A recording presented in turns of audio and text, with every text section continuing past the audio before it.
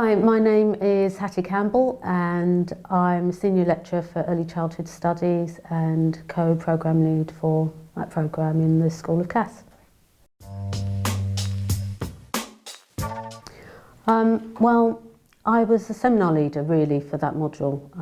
The person who designed it was Jonathan Mann, but my thinking around it was to really reach the students where they were at.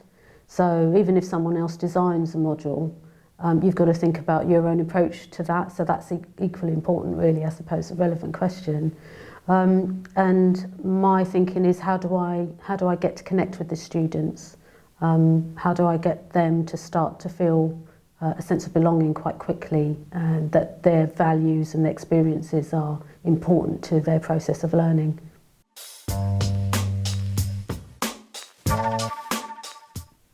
I'm very much interested in culturally responsive teaching, and that's about thinking about where the students are, what their experiences are and their backgrounds, and how to infuse their lived experiences into the learning. So rather than thinking about the content as such, you think about the student first and their background, and you think about where they are and you meet them there, and then you start to discuss with the students how the content is relevant to them. And that's really important to me because I'm interested in social justice and things like that, approaches that support students to begin to understand where they are in the world and how they can use education to change those things for them in their lives.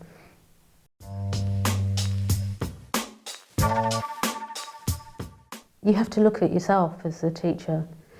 So one of the main benefits is this sort of self-reflective practice, where you look at how does your practice ethically work for the students that you're teaching and learning.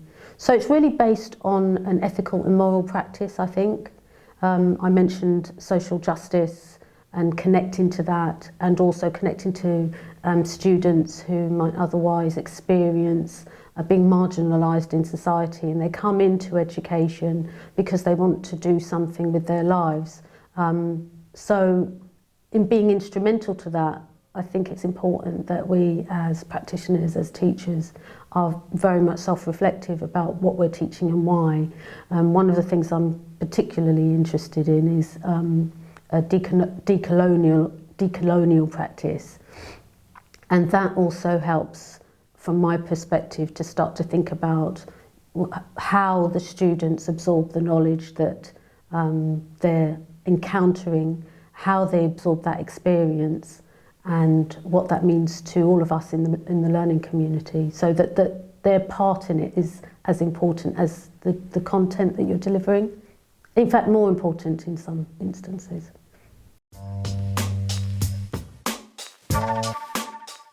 I found that the students really engaged with the mental wealth module because it gave them an opportunity to talk about their experiences, their fears, how they felt when they first arrived at university, the process, some of the challenges that they encountered that they would otherwise not be, if you like, not have the space to really talk about those things, partly because they may feel that talking about those things is exposing. It makes them feel like, is this something I should be sharing with someone else, or shall I just cope with this on my own? So the mental wealth module allows for students to be able to express those ideas and feel okay about them, because it's okay for them to be scared, to feel uncomfortable, to feel isolated. It's okay for those feelings to be there, so long as they know that we're here to support them. Well, I had a really good experience. I think it lends itself well to our particular programme. I'm not sure if it would lend itself to programmes across the institution, but certainly with early childhood studies, I think the demographic and type of students that we have coming onto the course, and also the fact that it's such a large course, we have in excess of 300 students, so we have one of the biggest programmes in the institution. So my experience of working with the students I feel was a good one. I think partly it has to do with my pedagogy, but also I think it's partly to do with the fact that some of the things that we talk to students about, what it might be like to work with children and working in partnership with parents, and how they're meant to work in an inclusive manner, and thinking about the feelings of others, being reflective, self-reflexive, developing their professionalism. I think it's embedded in the mental wealth module, but in a way that aligns with early childhood studies, because we're very much interested in not just the development of professionalism, but in the emotions and feelings of others, because we're dealing with children and we're dealing with parents, and sometimes in very difficult circumstances. Okay, so the main thing was Microsoft Teams, specifically the conversation now known as the post space.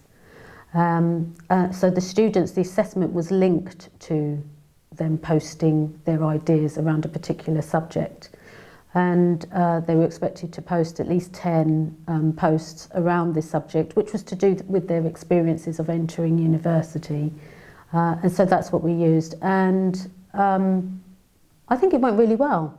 I think it went well because it is really intuitive and it's really simple to use. Some of the drawbacks are, I guess students are given the opportunity to express themselves in whatever way they please, and it's very much like a kind of a Facebook platform. It's social media, but internal to the institution. But then you don't have any control over what they might say in this posting space. And so I think the other thing to think about is how you manage what students might say to each other, how they might respond, react to some other posts. And I mean, it's a fine line, because when we talk about children, we think about things like risky play. And that means, how much do you step back and allow the process to happen, and when do you step in and contain the situation so that things don't go wrong? And so you just have to balance that, I think. So I think that's one of the drawbacks, is just students not always knowing what's appropriate.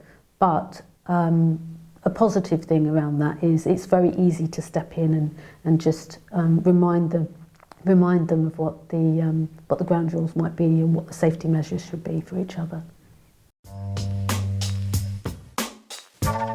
I'd say my biggest suggestion would be to think about your pedagogy.